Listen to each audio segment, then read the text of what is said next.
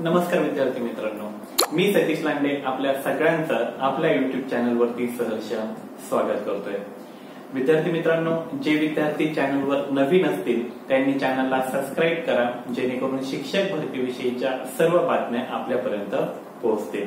मित्रांनो, आज मी एक नवीन विषय घेऊन आलेलो आहे। आपल्या आजच्या विषयाचं नाव आहे संच मान्यता 2024 आणि 25। ज्या GR नुसार होणार आहे तो GR 15 मार्च 2024 चा। हा GR रद्द होईल का, किंवा या GR मध्ये काही बदल झाला तर त्या बदलांचा येणाऱ्या शिक्षक भरतीच्या ज्या जागा आहेत त्या जागांवर परिणाम होईल का, याविषयी आज आपण चर्चा करणार आहोत। संच मान्यता 2024 आणि 25 च्या बाबतीत ज्यावेळेस 15 मार्च 2024 चा GR निर्गमित करण्यात आला, तो निर्गमित करण्यात आल्यानंतर अनेक शिक्षक म्हणा, शिक्षक संघटना म्हणा किंवा सर्व स्तरावरून या GR वर टीका करण्यात आली की या GR मुळे असंख्य शिक्षक हे अतिरिक्त ठरतील, किंवा या GR मुळे ग्रामीण भागातील ज्या शाळा आहेत ज्या ठिकाणी विद्यार्थी संख्या अतिशय कमी असते तर अशा शाळा या GR मुळे बंद होतील, अशी टीका या GR वर करण्यात आली। आणि हा शासन निर्णय रद्द करण्यात यावा किंवा याच्यात बदल करण्यात यावा या संबंधी मागणी अनेक दिवसापासून सातत्याने सरकारपर्यंत करण्यात येत होती, परंतु आतापर्यंत तरी या शासन निर्णयाच्या बाबतीत, रद्द करण्याच्या बाबतीत किंवा काही बदल करण्याच्या बाबतीत सरकार सकारात्मक नव्हतं।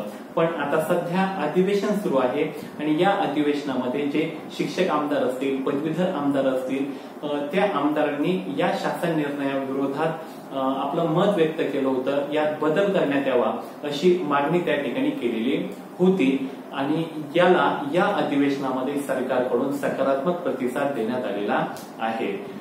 शिक्षण राज्यमंत्री श्री माननीय पंकज भुयर साहेब यांनी विधान परिषदेमध्ये माहिती देताना सांगितली की या शासन निर्णयामध्ये ज्या काही त्रुटी आहेत त्या संबंधी असंख्य निवेदनं आम्हाला प्राप्त झालेली आहेत आणि त्या निवेदनामध्ये जे काही म्हणता येईल की या निवेदनामध्ये जी बाब सांगितलेली आहे ती वास्तविक आहे। म्हणजे या निर्णयामुळे शिक्षक अतिरिक्त ठरू शकतात किंवा ग्रामीण भागातील ज्या शाळा आहेत किंवा 6 ते 8 चे वर्ग आहेत हे बंद पडण्याचा धोका त्या ठिकाणी आहे, किंवा या GR मध्ये त्रुटी आहे असं आता आमचं सुद्धा मत झालेलं आहे। आणि म्हणून त्यांनी विधान परिषदेत सांगितलं की हा जो 15 मार्च 2024 चा जो शासन निर्णय आहे याच्यातील त्रुटी दूर करण्यासाठी, याच्यात काही बदल करण्यासाठी आम्ही एक समिती नेमलेली आहे। ती समिती आम्ही आयुक्तांकडे पाठवलेली आहे आणि आता या समितीकडून ज्या काही शिफारशी येतील किंवा यातून ज्या काही शिफारशी सुचवल्या जातील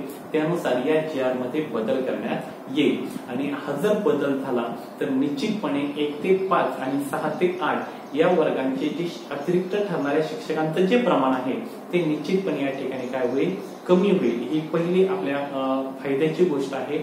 दुसरी गोष्ट, टेट 3 साठी ज्या जागा निघणार आहेत त्या जागा सुद्धा या ठिकाणी काय होऊ शकतात, वाढवू शकतात। आणि म्हणून प्रथमतः सरकारकडून 2024-25 च्या संच मान्यतेच्या बाबतीत जो महत्वाचा GR आहे 15 मार्च 2024 चा, यात बदल करण्याबाबत सकारात्मकता सरकारनं दाखवलेली आहे। आणि म्हणून या ठिकाणी या शासन निर्णयात जर काही बदल झाला तर निश्चित 2 गोष्टी घडतील। एक, अतिरिक्त ठरणाऱ्या शिक्षकांचं प्रमाण कमी होईल आणि टेट 3 साठी ज्या जागा येणार आहेत, नवीन संच मान्यता जी होणार आहे यात नवीन पदं तयार होतील आणि नवीन पदं जर तयार झाली तर शिक्षक भरतीसाठी निश्चितपणे जास्त जागा त्या ठिकाणी उपलब्ध होतील। तर विद्यार्थी मित्रांनो, या व्हिडिओच्या माध्यमातून संच मान्यता 2024-25 च्या बाबतीत जो महत्वाचा GR आहे 15 मार्च 2024 चा, यामध्ये सरकारकडून बदल करण्याचे जे संकेत देण्यात आलेले आहे याची माहिती देणारा हा व्हिडिओ मी या ठिकाणी घेऊन आलेलो आहे। हा व्हिडिओ जर आपल्याला आवडला तर व्हिडिओला लाईक करा, चॅनलला सबस्क्राइब करा आणि हा व्हिडिओ इतरांपर्यंत शेअर करा, जेणेकरून शिक्षक भरतीच्या बाबतीतल्या सर्व अपडेट्स आपल्यापर्यंत पोहोचतील। या ठिकाणी थांबतो। धन्यवाद।